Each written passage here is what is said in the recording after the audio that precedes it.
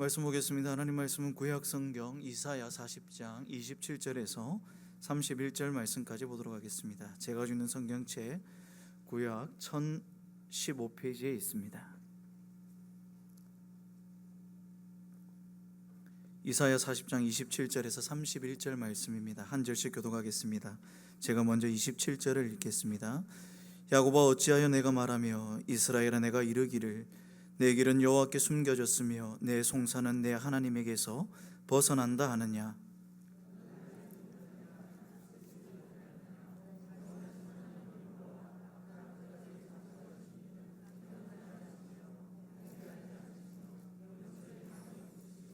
피곤한 자에게는 능력을 주시며 무능한 자에게는 힘을 더하시나니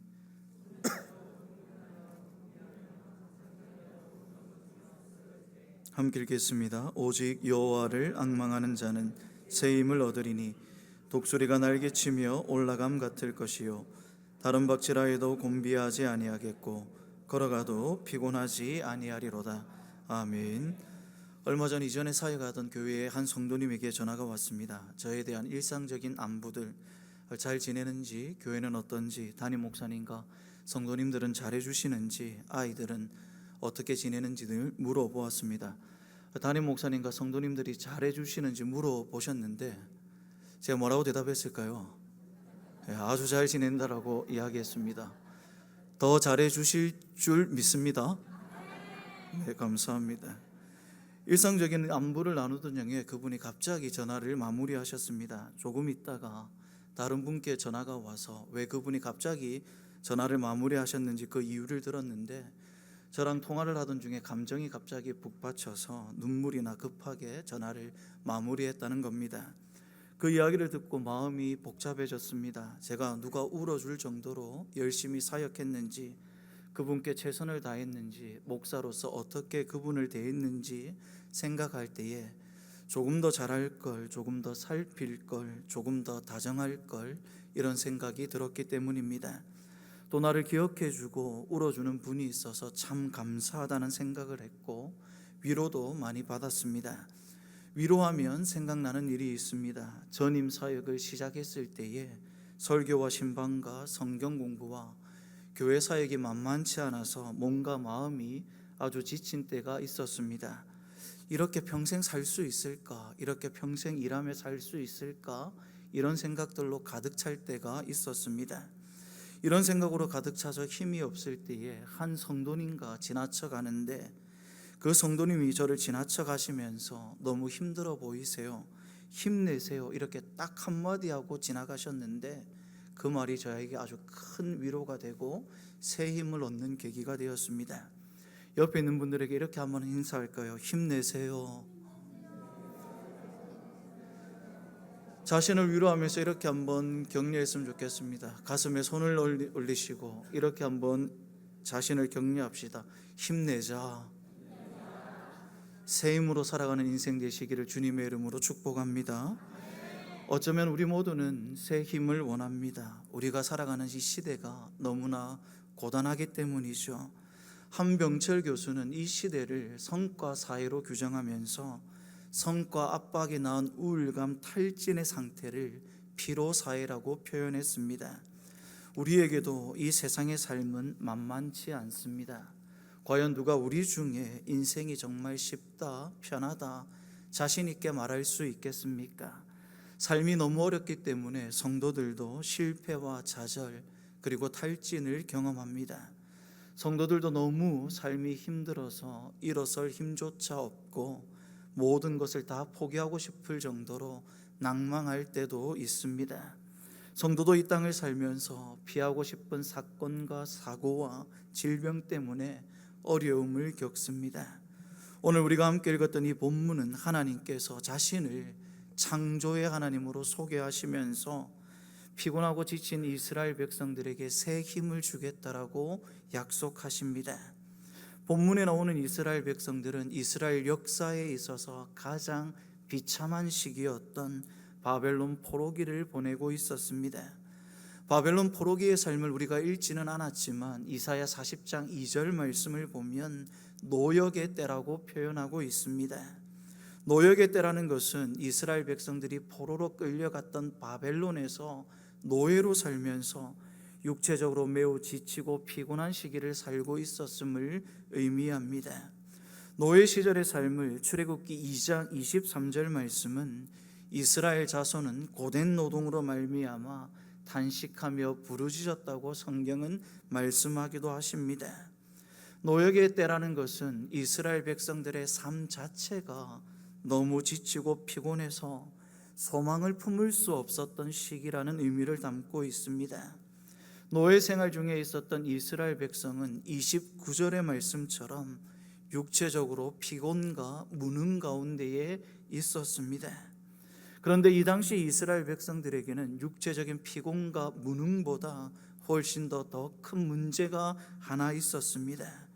그 문제는 무엇이었냐면 하나님께서 더 이상 자신들과 함께 하시지 않는다라는 영적인 불안이었습니다.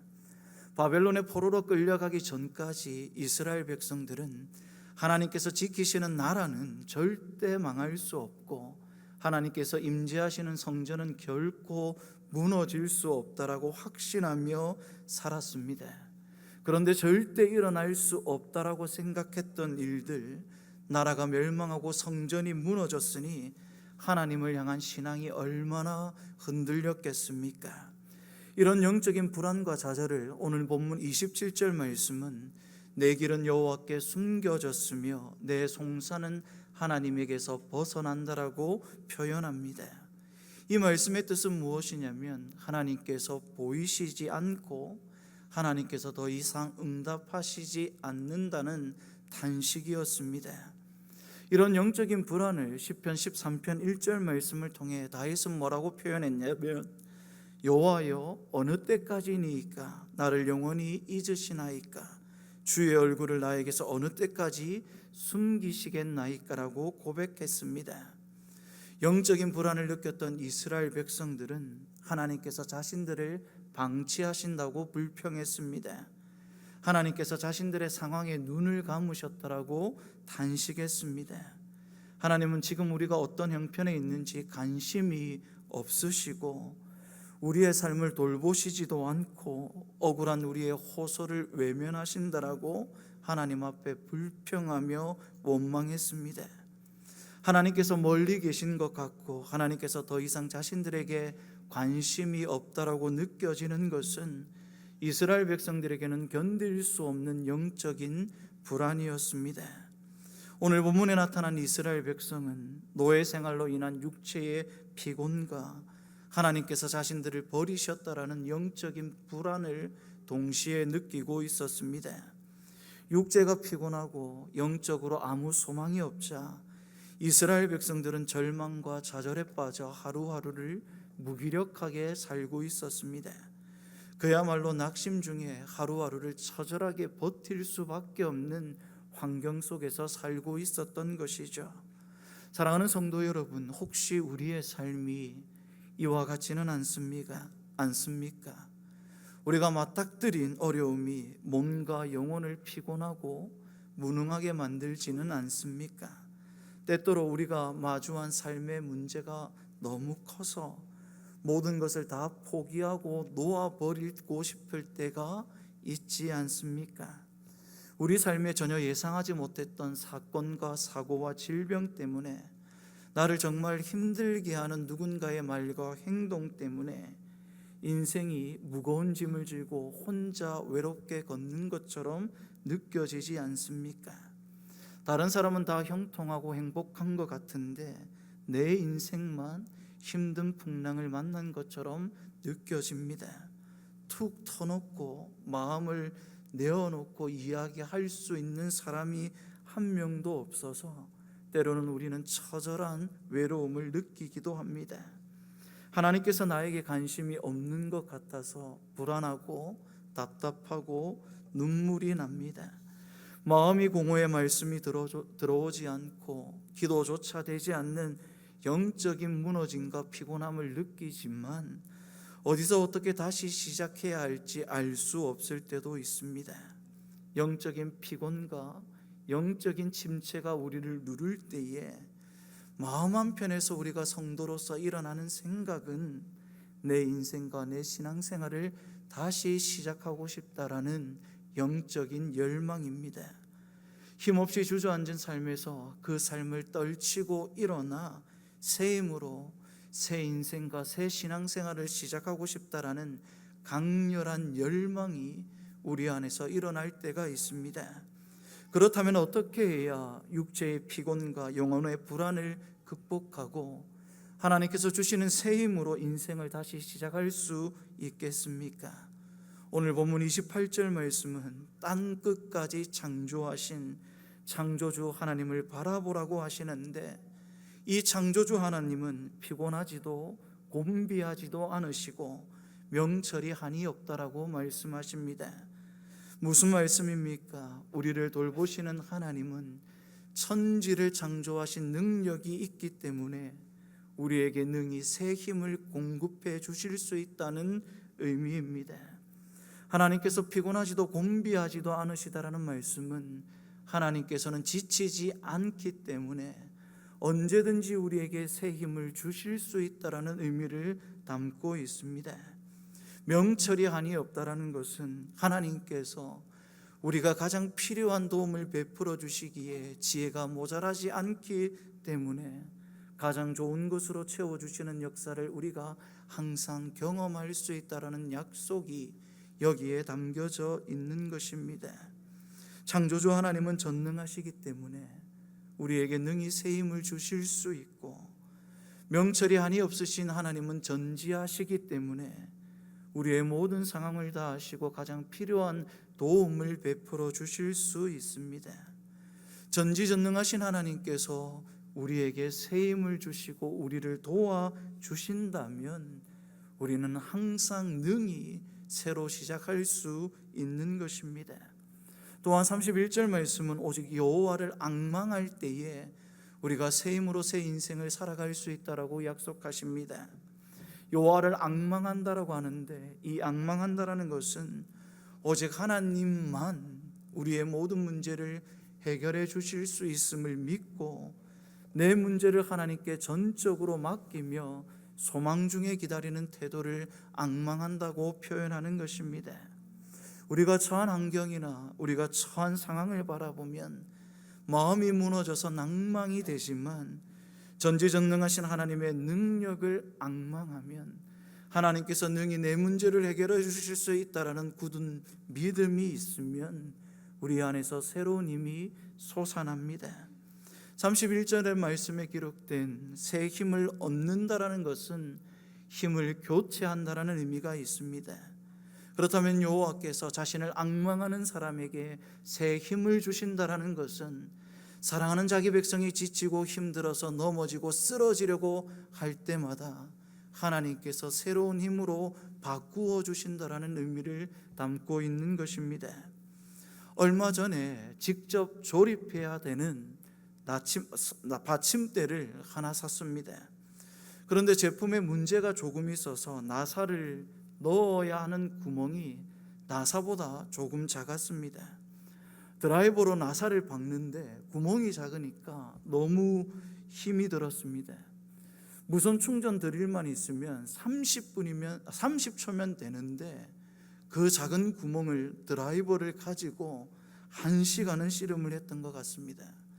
손바닥이 얼마나 아프던지.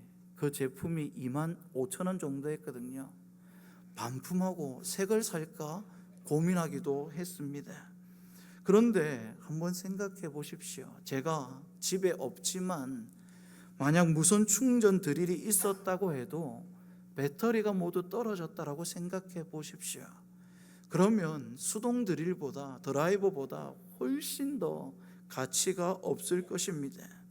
그런데 만약 충전 드릴에 꽂혀 있던 배터리는 다 떨어졌지만 여분으로 충전된 배터리가 있었다고 생각해 보십시오. 그 배터리를 교체하면 강한 힘을 가지고 있던 이 드라이버를 다시 사용할 수가 있습니다. 하나님께서 인생의 여러 장애물 때문에 우리가 피곤하고 지치고 넘어지고 쓰러질 때에 오늘 말씀은 우리에게 무엇을 약속하십니까? 하나님께서 새 힘으로 교체해 주겠다라고 하십니다. 나는 방전된 상태로 있지만 하나님께서 다시 한번 우리가 힘으로 가득 찬 상태로 만들어 주셔서 인생의 어려움을 돌파할 수 있도록 도와주시겠다라고 오늘 성경은 말씀하십니다. 하나님께서 세상을 창조하셨다라고 믿는데, 하나님께서 이 모든 세상을 창조하셨다라고 믿는데 하나님께서 내 문제는 해결하실 수 없다라고 생각하는 것은 창조주 하나님을 모독하는 불신앙입니다. 우리는 넘어지고 쓰러질 것 같은 한계를 느낄 때마다 하나님께 새 힘을 교체받아서 살아가야 하는 인생임을 잊지 말아야 합니다. 그렇다면 사랑하는 성도 여러분, 창조주 하나님, 명철이 한이 없으신 하나님, 이 하나님을 앙망함으로 새 힘으로 충전될 수 있는 시간은 언제입니까? 예배와 기도 시간입니다. 예배와 기도는 하나님께서 주시는 힘으로 충전받는 시간입니다. 하나님께서 맡기신 직업을 따라서, 그리고 우리 학생들은 하나님께서 주신 그 학업을 따라서 일주일을 성실하게 살았다면 피곤하고 지치는 것이 자연스럽습니다. 몸과 영혼이 지쳤을 때에 예배와 기도를 통해 지친 몸과 영혼을 새 힘으로 충전해야 합니다. 주일 예배, 수요 예배, 새벽 기도, 온 세대 열린 기도회를 드리는 것이 경쟁이 치열한 시대를 사는 우리에게는 불리해 보일 수 있습니다. 요즘은 하루를 어떻게 따집니까? 시간이나 분이 아닌 초를 따지는 시대를 우리가 살아가고 있습니다. 사회는 항상 더 빠른 속도를 우리에게 요구하죠.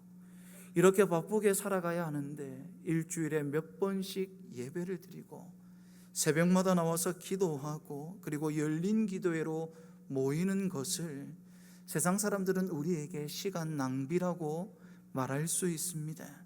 그런데 예배와 기도를 통해서 하나님 안에서 쉼을 누리고 안식을 누리고 하나님께 새 힘을 받아서 우리의 육체와 영혼이 회복되면 다른 사람들이 기어갈 때에 우리는 걷게 됩니다. 다른 사람들이 걸어갈 때 우리는 뛰어가게 되고, 다른 사람이 뛰어갈 때 오늘 말씀은 우리에게 날아가서 비상할 수 있는 은혜를 주시겠다라고 약속하십니다.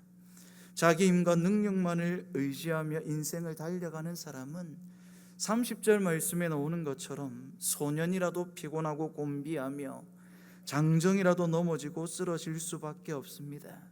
30절 말씀에 나오는 소년과 장정은 육체적으로 전성기에 있는 사람을 의미합니다.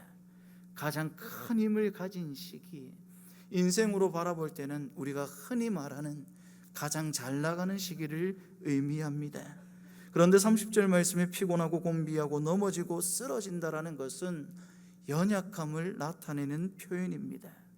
결국 30절 말씀은 우리에게 무엇을 의미하냐면 사람이 스스로 생각하기에 가장 강해 보이는 순간, 내 힘으로 모든 것을 해낼 수 있을 것 같은 자신감으로 충만하고 풍성한 그때에도 사람은 능히 넘어질 수 있는 연약한 존재임을 잊지 말라고 성경이 우리에게 말씀하십니다.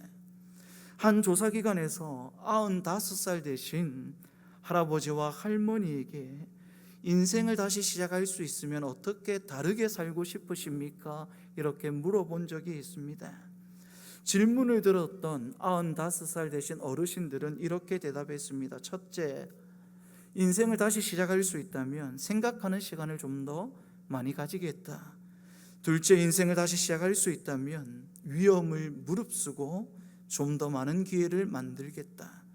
셋째, 인생을 다시 시작할 수 있다면 내가 죽은 뒤에도 오랫동안 남을 수 있는 중요한 일을 하겠다. 이렇게 대답하셨습니다. 여러분은 만약 인생을 다시 시작할 수 있다면 무엇을 하시겠습니까? 여러분은 만약 인생을 돌이켜서 다시 시작할 수 있으면 어떤 다른 삶을 사시겠습니까? 그런데 우리는 인생을 다시 살 수 있다면 이 아쉬움을 95살까지 가지고 갈 필요가 없습니다. 창조의 하나님을 바라보고 앙망하면 오늘 하나님께서 우리에게 새 힘을 주셔서 오늘 지금 우리에게 새로운 인생을 시작할 수 있도록 은혜를 베풀어 주시겠다라고 약속하시기 때문입니다. 하나님이 주시는 새 힘으로 사는 성도는 어떠한 상황에 있든지 하나님의 돌보심 안에 살아감을 확신합니다. 오늘 28절 말씀에 나오는 땅끝까지 창조하신 자라는 이 말씀 안에는 하나님께서 모든 세상을 창조하셨다라는 의미도 있지만 땅끝까지 창조하셨다라는 이 의미에는, 이 말씀에는 땅끝에 있는 모든 자기 백성도 놓치지 않고 하나님께서 새 힘 주셔서 새롭게 인생을 시작할 수 있도록 해주신다라는 약속이 담겨 있기 때문입니다. 그러므로 우리는 어떤 상황에 있든지, 어떤 형편에 있든지, 어디에 있든지, 인생의 가장 낮은 순간에 있든지, 처절한 심년에 있든지 하나님께서 땅끝까지 창조하셨기 때문에 그곳에서 우리를 건져 올려주신다, 오늘 말씀은 약속하고 있는 것입니다. 한 일본인 부부가 사업에 실패한 후에 미국에 이민을 와서 장미 농장을 하며 살고 있었습니다. 일본인 부부 옆에는 스위스에서 이민을 온 부부가 살고 있었는데 스위스에서 이민을 온 부부는 그리스도인이었습니다. 두 부부는 같은 장미 농장을 하고 있었기 때문에 이웃에 살며 아주 친하게 지내고 있었습니다. 스위스인 부부는 전도를 종종 하고는 했는데 교회를 가서 하나님을 믿자고 말할 때에 이 일본인 부부는 대답은 하지 않고 그냥 미소만 지었습니다. 농장은 갈수록 번창했습니다. 그런데 일본이 진주만을 공격하자 미국에 거주하는 일본인 중에 아직까지 귀화를 하지 않는 모든 사람들은 수용소로 보낸다라는 정책이 발표됐습니다. 그때까지 귀화를 하지 않았던 이 일본인 부부는 땀으로 일군 농장을 떠나서 수용소로 가야만 했습니다.